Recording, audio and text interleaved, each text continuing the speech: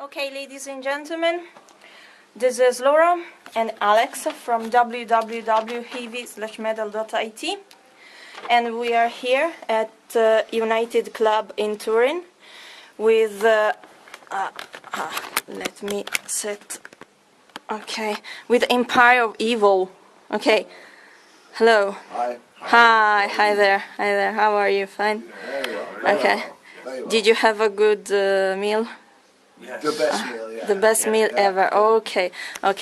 Let's start with something general in order to have some easy speech. Okay. It's your turn now. Okay, Then it's my turn. Okay.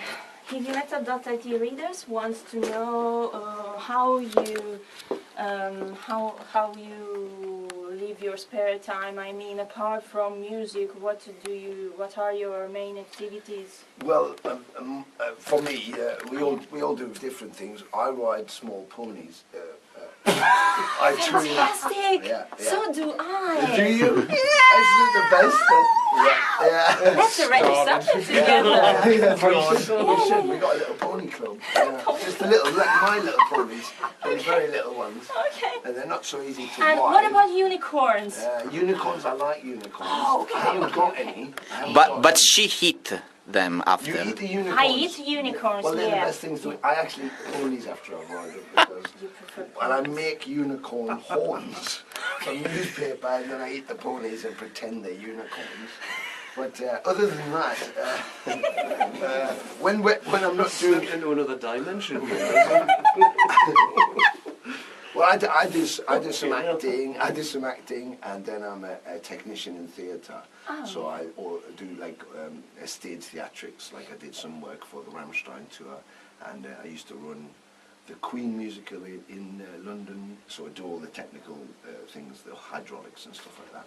Oh, fantastic. I don't really eat ponies No? or unicorns or train them. But now that I know you do, I'm going You have to try. Yeah. So, what about? What about me? Well, up until a few years ago, I used to teach martial arts. Had a full-time martial arts gym in Newcastle City Centre. And then I had the good fortune to snap my Achilles tendon. So I put paid to that. So basically, I mean, what I do is all music-based now. Everything's music-based. I mean, I've got M-PIRE as the main thing. There's another project which will be happening next year. But M-PIRE is the thing which will be prevalent. But I've got another project on the go, and there's another thing as well that I do, another band.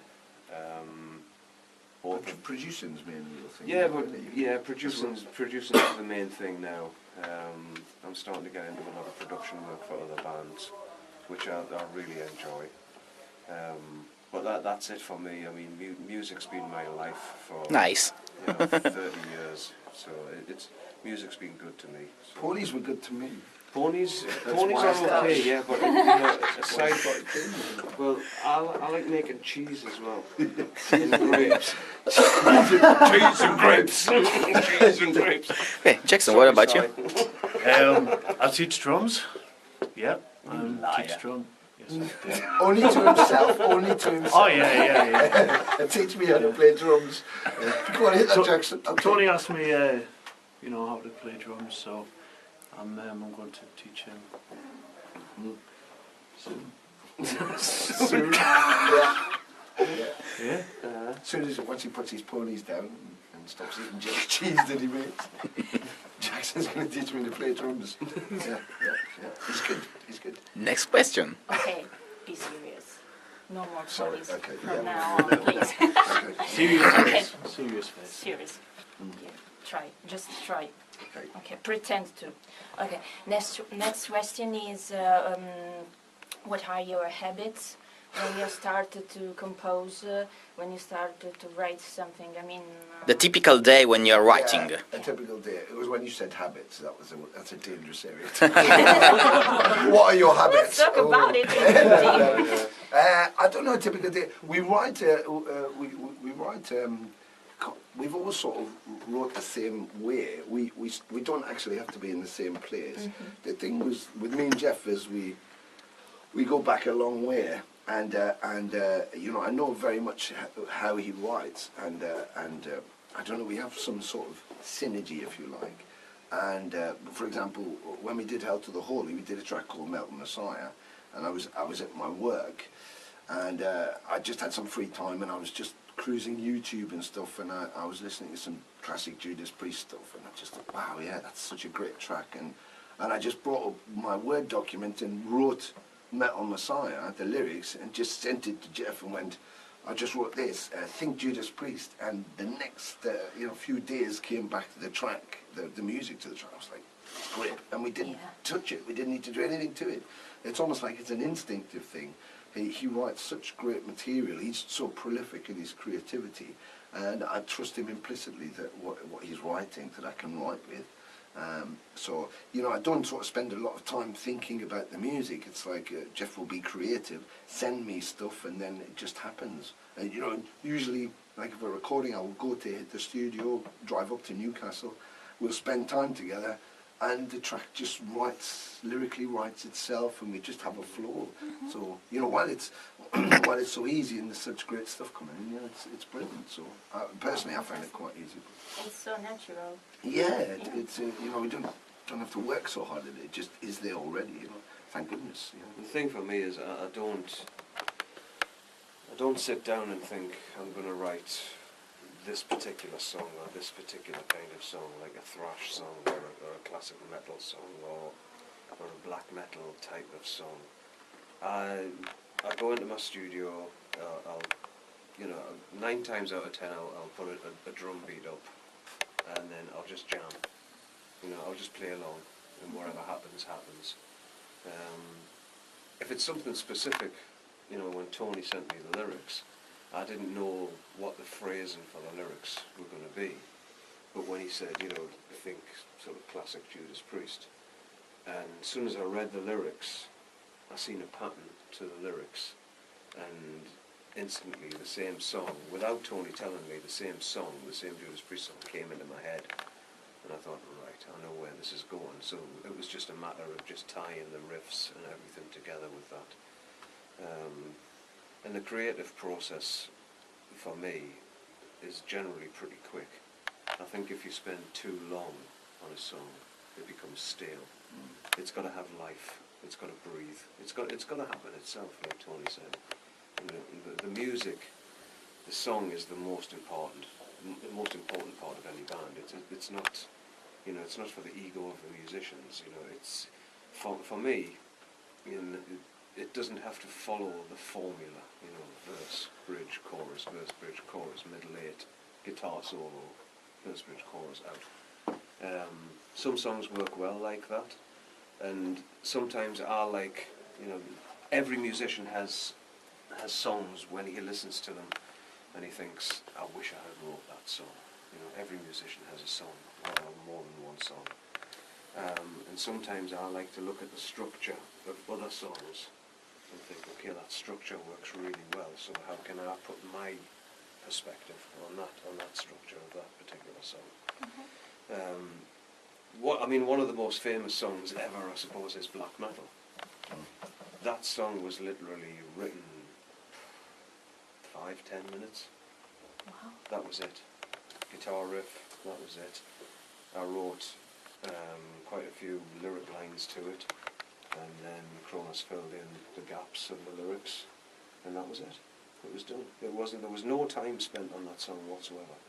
It wasn't written and then revisited and refined, and you know, oh, we can change this part, we can change that. You know, the creative process was just, that's the verse, that's the bridge, that's the chorus, there's a little instrumental part, that's it. Now go into rehearsal, does it work? And that's the test of a song as well, when you go into rehearsal. And it works, yeah. If it gels together, the biggest test ever is when you play it live. Oh yeah. You know, so I used to do a lot of teaching for sort of young kids in Newcastle for rock bands and things like that. And when it used to come to it, we used to do like a 13-week course, and at the end of the course they would do a gig at the O2 Academy. And when it came to the songwriting week, you know, especially the little guitarists, it was, you know, trying to make everything as complicated as possible, and it was like, no, keep it simple, you know. Before I came over here, me and my girlfriend were just sitting watching TV late one night, and there was an AC/DC concert on TV. I don't know, there must have been 250,000 people at this concert in Brazil. River Park And, concert. yeah, I mean, something as simple as Highway to Hell. You know, Angus Young has made a career out of the chords A, G, and D. Yeah. It's so simple, but look at the But so reaction. catchy, so catchy. You can't You know, help you it, innit? just cannot deny the success. And this is another thing I always say about songwriting is, you know, there's some incredible guitarists out there. You know, the Yngwie Malmsteens, the Steve Vais, the Satrianis, and stuff like that. I've personally, from my personal point of view, Satriani's best work has been with Chickenfoot. Oh yeah, I agree. I Because totally it's- agree it's with so- that. Yeah. It's rock and roll. Yeah. It's It's pure not- rock and yeah, roll. it's not self-indulgent. And these little guys that I used to teach guitar, you know, and they'd be trying all this stuff, and it's, you know, I used to say, look, if there is going to be a radio edit of a song, the first thing that's going to go is the guitar Yeah. solo. You know, The sort of- people who are driving down the highway with the radio on sing. Yeah, to you the want to track. sing along. Sing along to You the know, track. so my analogy. God. It's alive! I'm cold. Yeah. Are you scared? Yeah, you made that happen, Jeff. You made that happen. Okay. Okay, you know. I think the thing It's is, all documented. Yeah, yeah. Yeah. The fact you jumped up and sleep like that, that's all it. I think the thing is that I think It's called hair. it's more to do with what you hear. Oh, Nice one, boys. Evil's party. Yeah. Now we can do it. Just trying to Oh, come on. Yeah. Welcome to hell. It's more about the sound than the difficulty of actually playing an instrument. And music, if you want to enjoy it, you want to enjoy the sound. Not trying to work out, you know, what's being played. You just want that flow, you know? And I think that's the thing. If it sounds good, then it's going to go far, you know? Yeah. And I think that's why I think certain, you know, musicians who can play really fast and stuff, they'll only do one kind of, you know, they'll only get a certain level, and they won't attract like millions of people crowd-wise, you know. Because it's about the technicality. Yeah, exactly. About the, Rather you know, rather than the sound, it's about how fast you can play and how difficult it is to play. That's quite interesting. There's one of the fans, Eduardo, is one of our fans that we met in Toronto, and he plays guitar, and he plays all of our songs, records them, and then sticks them on YouTube. But then I paste them, and he sends them to me, and I stick them on my Facebook page. And most of the riffs are he's not playing the right thing, but he's playing the songs. Yeah. So he's getting everything out of the fact that he's playing the songs, and that's what it's about at the end of the day. You know, we all sing the wrong lyrics to that song, and you know, we try and copy the things, but it's like, does the song speak to you? You know, do you get moved by it? I mean, the interesting, you know, Jeff's saying about black metal and how fast that was. And when we did the Creatures of the Black EP, we each picked a classic song that influenced us and made us want to be, you know, stand with the tennis racket against the mirror and think that we were on stage at Donington or whatever. So we all picked our favourite songs. But obviously for Jeff, it was Judas Priest, you know. And we took Exciter, thinking, wow, what a great track. But there's a break in the song which happens twice. So the first time the break happens, we sung the half of the lyrics. But the second time the break stops, we sing "Lay Down Your Soul to the Gods Rock and Roll," because that's where Jeff it took that came hook from. I mean, you know, fall to your knees and repent, if you please. It's the same phrasing. Lay down your souls to the gods of rock and roll, and that's where it came from. You know, so everything's got that little And influence. you know, from the Countess Bathory, the centre section to Countess Bathory, the dun dun dun dun dun dun dun dun dun dun bam, The bam. rip, the rip, yeah. Yeah. But we did at the end of God of Thunder. We did God of Thunder, and at the end of God of Thunder, when it starts to go on the outro, we do In Legal In Legal Satan, Uh-huh. because that's where that, you know, so, you know, it's So just, the thing is, really, at the end of the day, there's nothing new in music. It's, you know, you've got 12 notes to play with. That's it. And it surprises me, really, that out of those notes, you know, out of one octave, how much music is out there? It's incredible, You know, isn't it? There's thousands of songs. And obviously there's similarities in some songs. But it still to this day amazes me, even, you know, when I'm writing, that, you know, you come up with something different. And you think, oh, that sounds cool. And I'm not a theoretical guitarist, you know, scales and all that kind of stuff. It really, really, honestly does not interest me one iota, you know. In the early days, as soon as I could hold a power chord and I knew the first position of the pentatonic scale, that was it. I was trying to write my own songs. And my own songs that came out at that particular point were things like Red Light Fever, and even Red Light Fever, dun dun dun dun dun dun dun dun, Sabbath of the Universe. yeah, it's Sabbath. You know, so you're getting these influences from all over the place. But strangely enough, when I was, you know, during the black metal period and stuff like that, when I was writing songs, I stopped listening to a lot of metal music because I didn't want that influence coming in and subconsciously then repeating what had already been done. So I was trying to stay away from things. And even now, you know, having been, I suppose, like everybody says, oh, you're such a big influence on the metal scene. Even now, have you heard of this band? Have you heard of this band? And a lot of the time I haven't, because I don't go and listen to everything. You know, I mean, I'm old school when it comes to things like that. You know, I mean, I've always said that my metal world starts with the word Judas and ends with the word priest. It's as simple as that, you know. Guitarist-wise, favourite guitarist of all time has got to be Gary Moore. Oh, this is a question that is in program. So can I Edit there and we'll so I guitarist. Your favorite guitarist is Gary Moore. Is he the one who influenced you most?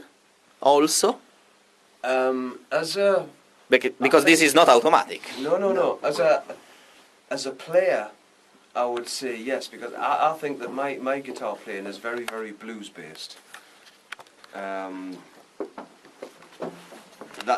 mean, everything comes from the blues. Everything comes from the blues. And on the Held of the Holy album, we wrote a song called Devil, and I had this idea about doing a blues track. Tony had said about, you know, playing slide guitar, and I was like, okay, that's a bit of a risk, but we'll try it. We'll see what happens. And lyrically, I had the first 4 lines or something, and the idea was to say that, yeah, Venom created black metal. Black metal has evolved so much. It's so far away from what we started, you know. I mean, you look at what Dimmu Borgir is doing now, and it's that's not Welcome to Hell. That's not black metal. It's something completely different. It's their own thing, but it's still called black metal. Before that, Black Sabbath, Black Widow. We just took it a stage further, where we weren't afraid to talk about and speak of Satan and the dark side. Way, way before that. Before Sabbath, before, you know, Black Widow, there was some guy in the Delta with a beaten up old acoustic guitar singing about the devil, you know, and it was the blues. And that's where devil came from, you know, a widow on a Sabbath day. That's the first line, Black Widow, Black Sabbath. The snake that did us wrong, that's the Venom connection. Way before it all began, the Delta sang its song. You know, so I think, you know, everybody's got to realise. I mean, all the young guys who are out there now, you know, they'll go as far back as probably Metallica or something like that, you know. But, you know, if you go further and further and further back, go back and pay homage to these people, because there's some great players out there. Another one of my favourite all-time players is Frank Marino.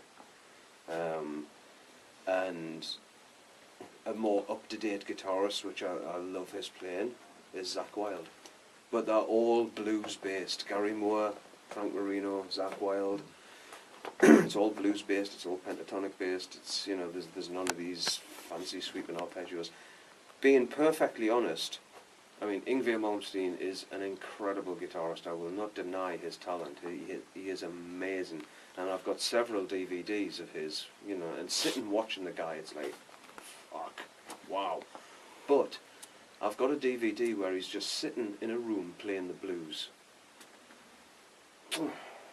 It is beautiful. It's absolutely incredible, you know.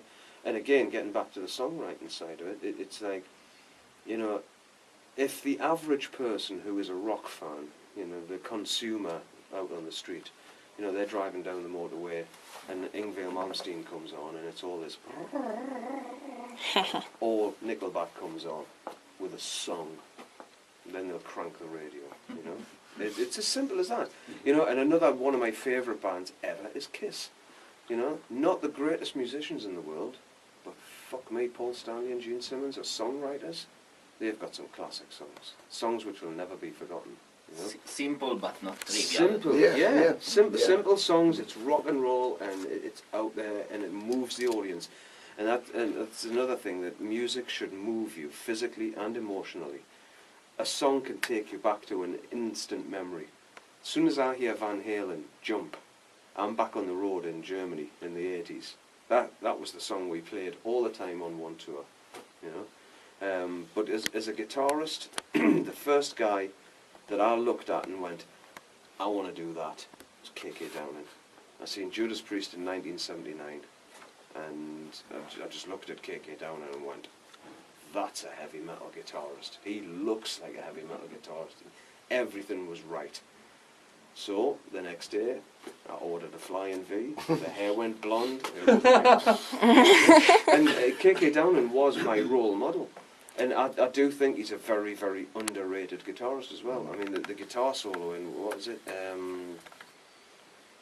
Victim of Changes? Fuck. You know, I can watch that over and over again. It's great.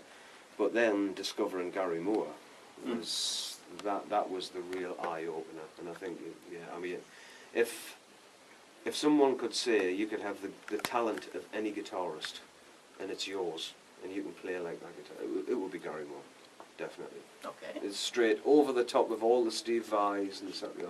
Gary Moore. Yeah. So, Well, another question.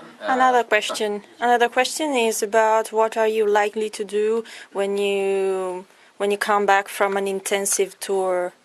Sleep. Okay. Oh, I mean, I think we're still sort of recovering from Japan. We went to Japan and A week ago as well, wasn't it? yeah, it was a week ago, and that was like a 9-hour difference. That was amazing, but when we came back, yeah, it's just readjusting. You tend to have. We did 21 dates in the States, in North America early in the year. We didn't have a day off, so we hit the ground running. We went to Seattle, and we didn't stop till we hit Washington DC, and then back on a plane, and we left, and no days off.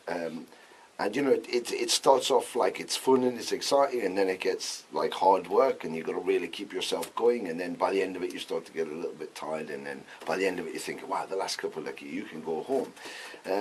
But the amazing thing is, it doesn't matter how bad you feel, how tired you feel. When we hit this stage, it changes for the hour. It changes completely, and you absorb from the crowd, and you give, and there's something really generous going on, you know, in that situation.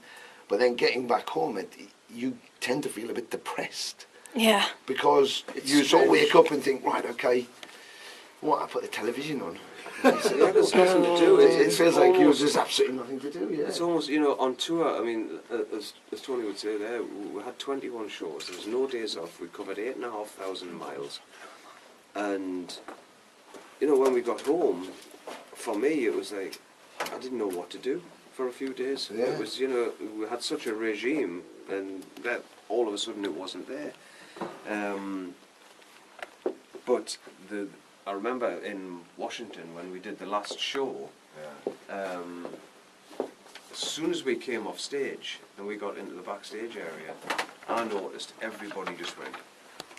Yeah, it was like the energy. It was like, You know, it was like the body wasn't, Continuous. it wasn't on We're alert done. anymore, you know. Yeah. Yeah, it was, okay, that's that done. But it's strange, the first week of that tour, for me personally, the first week, that was the hardest part. And then after that, the second and third week, you were automatic. So it takes a little while to get into it, and then all of a sudden you're in that flow. you're going, and a lot of the time, you know, there's no sleep, you're not eating properly, you're running on adrenaline, and then all of a sudden the last show happens and your body just goes, and So it just you're relaxes exhausted completely. a bit. Yeah, but I mean, Japan, when we got there, we did, I think it was about 42 hours straight with no sleep. Yeah.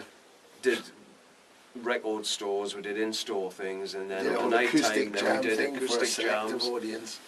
We played a Venom classics. The idea, we got to Japan and they said, right, okay, we'll pick you up, and then in the evening we've got this acoustic meet and greet, and you know, I said these things where they can ask us questions that the press might not ask. It's for the fans, you know, by invitation. They can ask us anything they want to bet anything, and we'll just chat to them. We'll sign everything they've got. We might play a couple of songs for you. And the Japanese were so polite. We got to Osaka. There was no time to check in the hotel. They dragged us around for the whole day and then took us in. So it was like an extra day added onto our travel. We were knackered, and then took us to this record store. And the Japanese were so polite, they didn't want to ask any questions. So they just started requesting songs. So we sat there and we got like 15 songs. Yeah, we go like, do you want to ask any questions? They go, Die Hard. I was sitting there. It was They We want all sitting on productivity. the, They just want to play, just play. Just play. We were all sitting on stools, and I was just sitting there. And I He didn't thought- have a drum kit, I he thought was they were like- going to ask questions. Yeah. So they didn't ask any questions. They were just saying, play Die Hard, play whatever, you know. Yeah. We're just like, okay. So they started playing. I was like, I'm not just going to sit here, you know, do absolutely nothing. So I just started drumming on a stool, you know, and it actually sounded all right. So at one point, Mark shouted to the audience, "Can you hear me?" Can you Yeah, actually- yeah, yeah. fine. But it was just quite funny because a lot of them were in suits and they were very nice. They come from work and stuff. So we thought we were going to have it, and you know, we did. Someone asked for In League with Satan, or we did In League with Satan. And there's a bit In League with Satan where we stop and Jeff goes evil, gets them to go In League with Satan, and they like pan the camera and there's all these nice Japanese people with suits and briefcases going In League with Satan. And it was just like, this is just weird. surreal as well. It's great. But you know, it's one of those things, sometimes it's hard work and it's a long tour, and other times it's a complete culture shock, and then you come back and it's just like, there was a moment in time you go, this is amazing, and all of a sudden it's like you're back at home. Yeah. So you know, you have a bit of a shock thing after it. Really, it happened. Huh? Yeah. Okay, It just something seems like it was there. Yeah, and yeah, and that's why Facebook and stuff's great, because people put pictures off and you can prove that it actually happened. Yeah. So I don't know, but I work. So generally, when we get back, I have to go straight back to my work. So you know, it's a bit awkward, you know, as well. So I'll sleep, eat, and play on dustbins. yeah. Yeah, just drum on dustbins.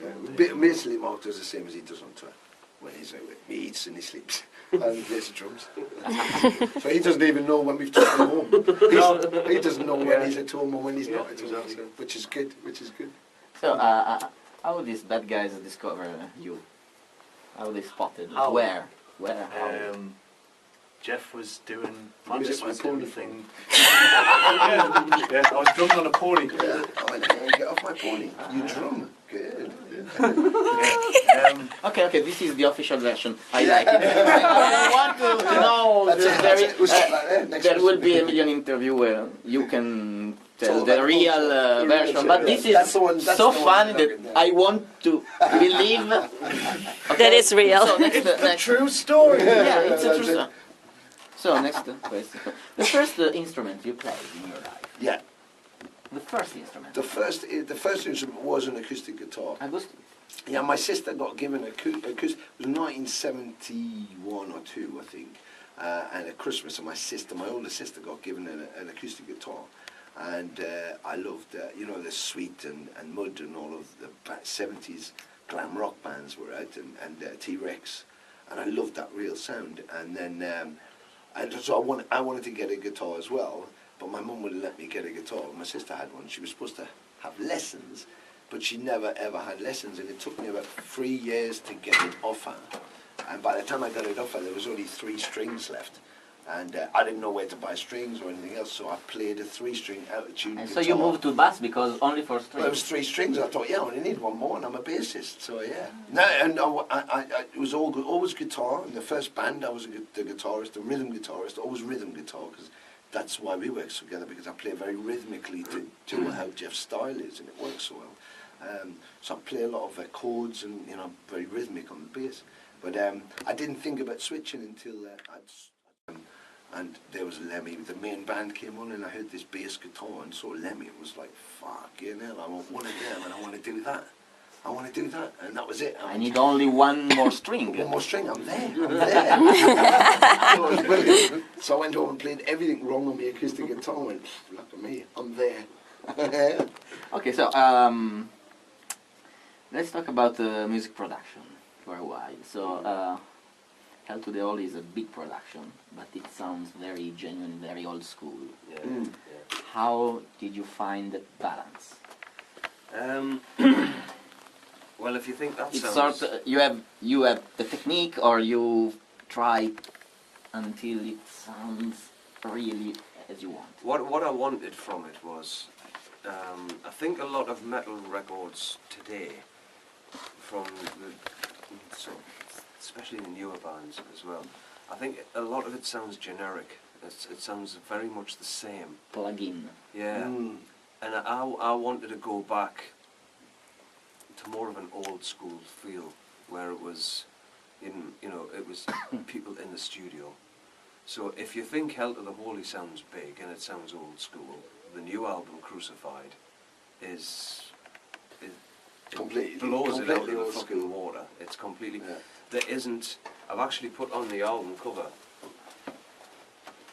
that there is no digital drum media. There's no drumagog. There's no samples. There's nothing. It's talent and an acoustic kit, and that's it. That's what I wanted to recapture. I wanted to recapture that, but still have that modern edge of production to it. And I mean, for me, when I'm producing, it's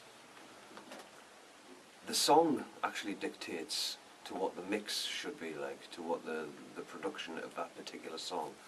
So they can vary in sound as well, because I don't want the album to sound the same all the way through. I think that can be quite boring at the end of the day. Even though the tracks are on the same album, there is no a constraint to Like keep the mix. Eighth Gate, No, Metal no. Messiah, Hellspawn, or Devil, it should have that thing. And that's what Jeff does with that production thing. He takes, it's like each slice of it is something different. You have to balance the overall mastering level and stuff, but he approaches everything different. And that's what's great about his production. We looked at maybe we should go to somebody else. Money was an issue, but when he produced the stuff that he produced before, even though he was going, I'll do. At first he was a bit like, I'm not sure, I'll give it a go and I'll see where I get to and see how it, and it was just turning out great. I was going, you just got to keep going. And the more he did it, the more he was like growing in confidence, and the more he was producing like great. Even the first mixes, the final mixes, I was like, sounds great, absolutely bang on. What he's done then, since doing that, and what he's turned up in Crucified, is just phenomenal, absolutely phenomenal. And everybody we've had who's heard it's just gone, holy shit, and the advantage of having Mark as well is that he can use triggers and all of that stuff, but he's really old school. It's like it's like Bill Wood meets Dave Lombardo, and so he's got such a great feel.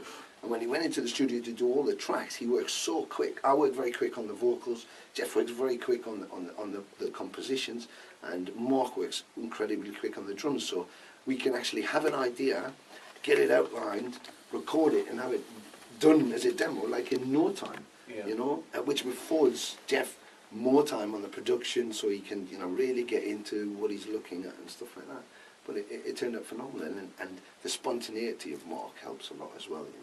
What we loved about those old recordings was you felt like you were there with the band in the studio. And now the production it's all about the production and how polished it is and stuff, and that's great, but I don't feel like I'm in the studio with that band anymore. Yeah, that's it. So I'm disconnected. Yeah. And then if I go to a concert, we're playing a small club, but we just did some smaller clubs in Japan. We did some smaller clubs in some places that, Tempe, Arizona, where people going, how come you came here? I was going, because you're here.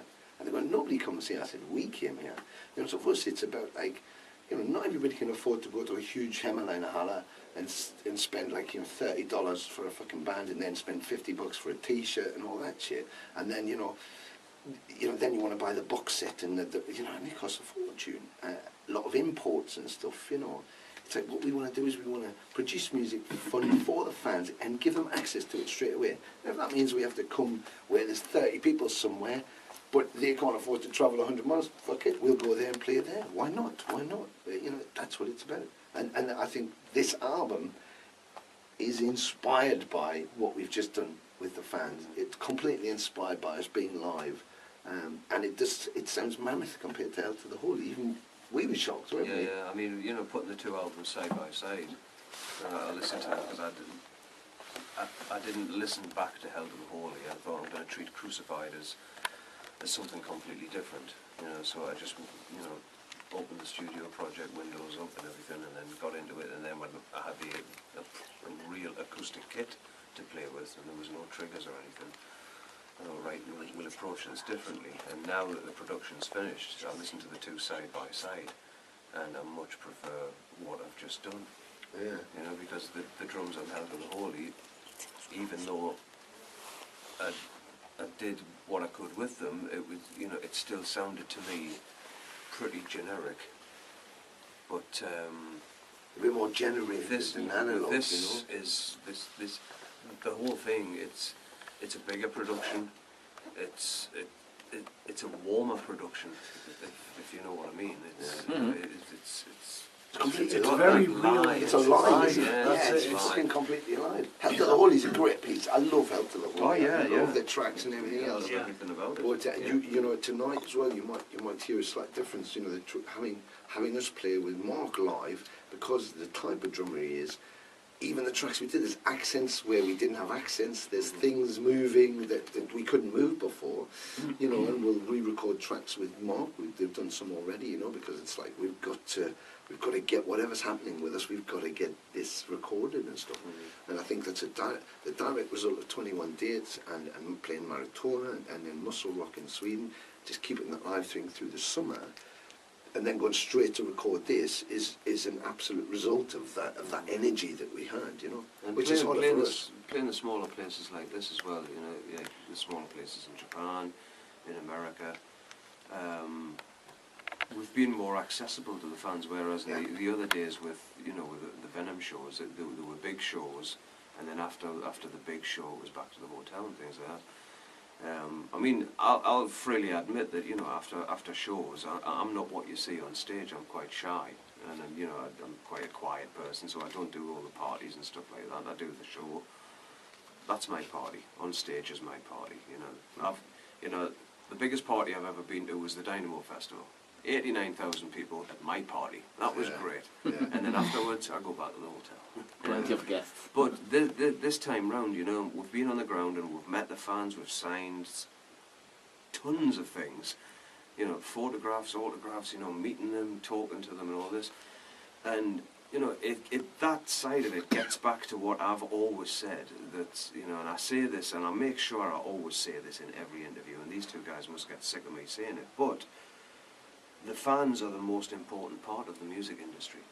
You know, because without the fans, without the guys who are going to be here tonight, who buy the tickets, who buy the t-shirts, buy the CDs, without that fuel for the music industry engine, the engine stops. You know, you know, the amount of people in Japan and in America who says, "Oh, it's such an honour to have you here." No, it's not. It's an honour for me to be here. For you, yeah. You know, because For you you to have want us brought here. me. You've brought me here. You know, if it wasn't for you, I would still be in England. You know, if it wasn't for the fans, there would be no bands. There would be none of that. There would be no interviews. There would be nothing. It's the fans that generate everything at the end of the day. You know, and they are the most important part. They are the fans are the lifeblood of the music at the end of the day. And I mean, I still consider myself to be a fan. You know, like I say, I'm old school, you know. I'm not into downloading and stuff like that. If I want an album, I go out and I buy the physical album. You But I know, think that's the thing we talked about the last time we were in Turin. It was 1985 oh God, for me, 85, yeah. 85. You know, and on that Exodus Venom thing, I was with Attencraft at the time, and you know, that was like just a great tour in Italy. That was just the best time, and you know, Paul Baloff was alive. The Exodus boys had fresh into Europe, and it was just great. And Venom were at a peak. It was fantastic to be part of. And you know, there was one of the guys who's with us, one of our friends, who picked us up at the airport and brought us here, was actually in the audience when he smashed his guitar and threw it into the audience, and he got it stuck on his head. And he said, he's a big lad, and he said, and I got it, thought, holy fuck, I've got Mantis guitar. He said, and then I heard all this noise, I turned around, it was like the crowd, I said, did you keep it? He went, no, I just fucking threw it away. You know, they're going to kill me. You know, but that happened then, where he didn't meet that guy, because they played the show, they were in a car, they were gone, and in a hotel. And it didn't matter how many people were there, nobody got. If they did a meet and greet, maybe you'd get a signature. If they hung about for a little bit, you might get a if you queued or whatever, you might miss them if you queued. But there's a guy picking us up at the airport, and he's just hung around with us all day, and then he tells us a story over lunch, and it's like, how cool is that? You know, and that's that accessibility we've got now. You know, as soon as we finish the show in Japan, we respect to Onslaught who were playing, we go up and stand and watch Onslaught's show, and then the minute they finished, the fans would turn around, and there we were standing, and then, you know, we could sign everything and meet them, and it was great, you know. Sometimes you don't get the opportunity to do that, and that's really, really important. Yeah, I mean, in Osaka, we went out for a coffee one morning, and there was a fan at the hotel, so it was like, hey, come for a coffee. Yeah. We met her in the lift. Yeah. She went, hello, I brought you some gifts. She went, oh, thanks, we're going for coffee. Do you want to come? She was like, can I? We're like, why not? So we just went and had coffee. It was lovely, wasn't it? It's great. When we were in Toronto, there was a guy who turned up at the church. Oh, hello, my name's Eduardo, I'm Argentinian, living in Canada. I said, I went to see Venom in Argentina, and blah, blah, blah, blah, blah. I knew you guys were coming here, I had some albums. I said, look, we've got to do an interview with this Lithium magazine. And he was like, okay. And I said, but it's called, right, you just come with us. So we made him sit in the middle of us two while we were doing this interview. And he was sitting there going, with his albums like that, going, oh my God, oh my God. You know, but it's an easy thing to do. An easy thing is to spend 2 minutes to talk to someone. Or you see, something like that is, it's nothing to us to do something like that. But for a fan, it's a big thing. You know, it's the same. You know, imagine if it was KK Downing. If it Do was, you know what I mean? Or Lemmy or something. You know? Back when I was going, and Lemmy went, why don't you just come with us? I'm just going to do an interview. I'd be like, fucking hell. Oh my God. Yeah. Yeah. I mean, the first time I met Rob Halford, and I introduced myself and said who I was, and he was coming out of Newcastle Arena. I just watched Priest, and I seen the car come out, so I went over and I knocked on the window, and the window came down a little bit. And I introduced myself and I says, oh, you know, my name's Jeff, I'm from Venom. The window went straight down, he leaned out of the window, grabbed me, gave me a hug and everything, and it was like, and then spent time talking and asking what I was doing and all this. I was just like, you know, I was just absolutely gobsmacked. You know, so I've still got that fan side in me as well, you know. There comes a point with every band where you can't do that. Because, you know, if you're Iron Maiden or Metallica or something, you just can't do that. You know, but you have to play the accessibility. But when you can do that, you should do that. Because that's when it's just about the music and it's just about the connection between you and the fan. You know, and it's just another way of saying thank you as well. Yeah, thanking at the them end of the day. Because like I said, they are the reason that we are here. And one of the reasons we did Crucified, the new album, because we've got 2 new tracks on there, but some of them are re-recorders from my period with Venom, and the fans picked the tracks that we said, what if we played, what tracks would you like to hear? Same as our set tonight. You know, we're not trying to be Venom, we don't need to be Venom, Venom's Venom. But when we were putting the live set together, we basically said to the fans, what would you like to hear? And they went, oh, would you play this? Would you play that? Oh, fucking hell, would you? So we just went, yeah, so we put stuff in the set. So it's all been about what would you. We enjoy playing them. You know, if we didn't enjoy playing them, we wouldn't play them. But they're great. It's great material, and they want to have it, and so it brings everybody together, and that's really, really important. You know, but it's, you know, because of the lack of releases and stuff, people were having to buy imports and go on eBay, and it was costing 40 euros for this and $100 for that, and it was like, what's going on? So, you know, we thought the best way to do it is legitimize it and make it available at a proper price, and then we can play it live for them as well, and so they'll enjoy it.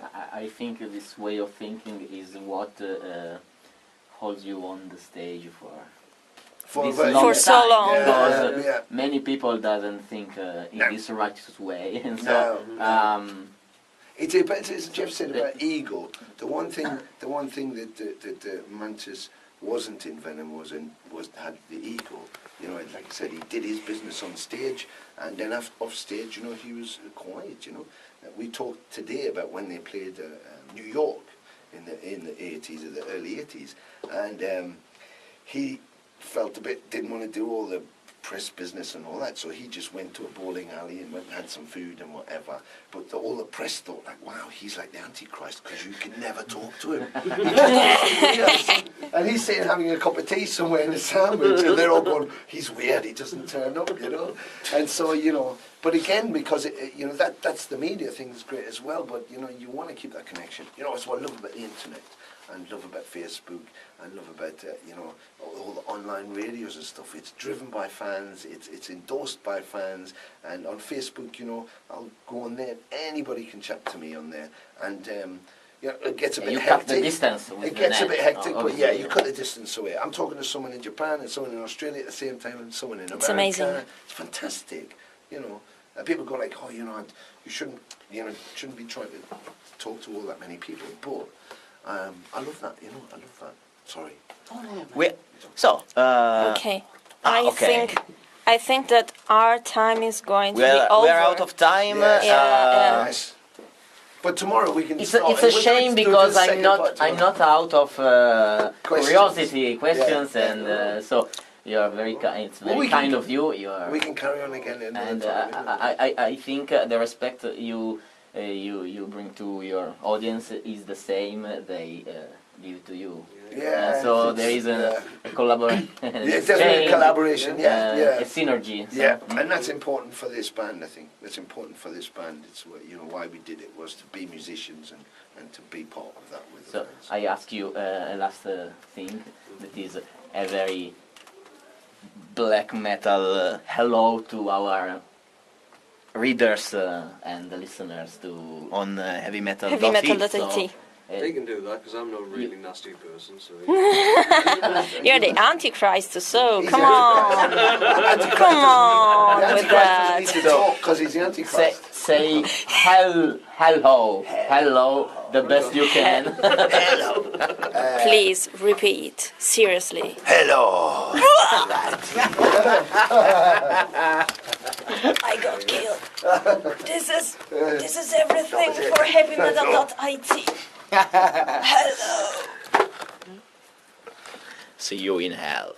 Yeah.